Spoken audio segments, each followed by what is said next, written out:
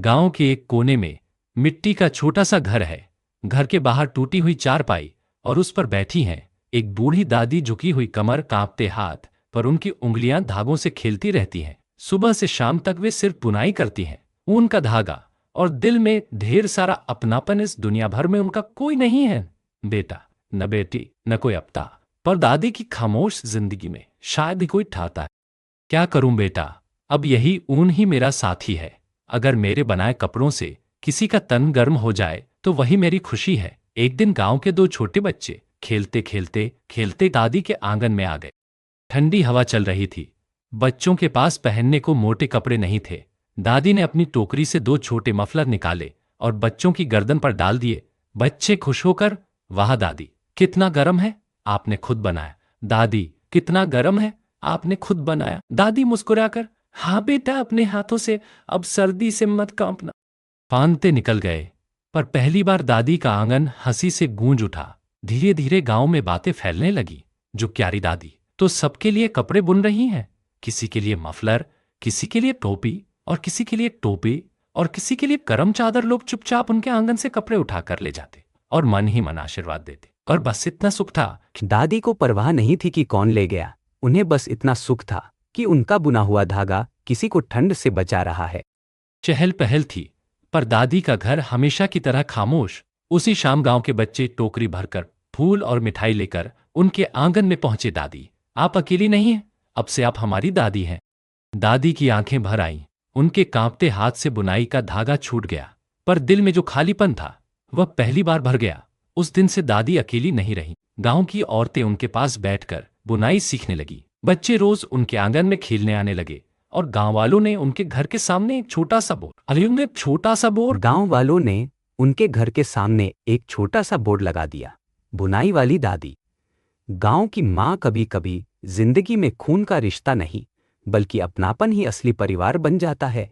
दादी ने सब कुछ खो दिया था, पर अपनी बुनाई और अपने प्यार से उन्होंने पूरे गांव को अपना परिवार बना लिया।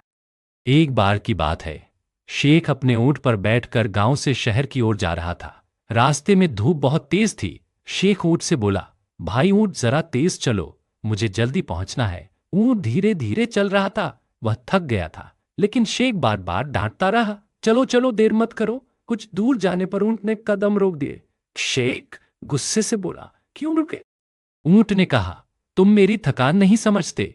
मैं तुम्हारा बोझ उठाता हूं, लेकिन तुम मेरे आराम की परवाह नहीं करते। शेख चुप हो गया। उसे अपनी गलती का एहसास हुआ। उसने ऊंट को पानी पिलाया और खुद भी छांव में बैठ गया। उस दिन के बाद शेख ने कभी ऊंट पर ज्यादा जोर नहीं डाला। उसका भी ख्याल रखना चाहिए, हमें सहारा मिलता है। एक गांव में एक भेड़ और एक बकरी रहती थी। दोनों हर दिन साथ साथ जंगल चरने जाती थी। भेड़ बहुत शांत और सहनशील थी, जबकि बकरी थोड़ी चंचल और गुस्सैल स्वभाव की थी। एक दिन दोनों जंगल के रास्ते पर चल रही थीं। अचानक एक लोमड़ी ने दूर से उन्हें देखा और सोचा, आज मुझे अच्छा खाना मिल जाएगा। लोमड़ी धीरे धीरे पास आई और बोली, अरे कैसी हो भेड़? भेड़ डर गई और धीरे से बोली, बहन बकरी, हमें भागना चाहिए, यह लोमड़ी हमें खा जाएगी।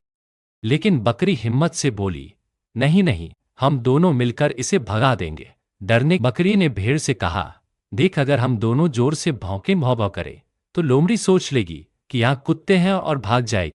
भेड़ ने थोड़ी हिम्मत जुटाई और बकरी के साथ जोर से भौंकने लगी। दोनों ने मिलकर इतना तेज भौं भौं किया कि लोमड़ी चौंक गई और डर कर बोली, अरे यहाँ तो कुत्ते छुपे हुए हैं, भागो, और तुरंत वहां से भाग गई। भेड़ ने राहत की सांस ली और बकरी से कहा, बहन, आज तो हम बच गए। अगर तुम हिम्मत न दिखाती तो शायद मैं खा ली जाती। संकट चाहे कितना भी बड़ा क्यों न हो, अगर हम मिलकर बुद्धि और साहस से काम लें तो हर मुश्किल से बाहर निकल सकते हैं।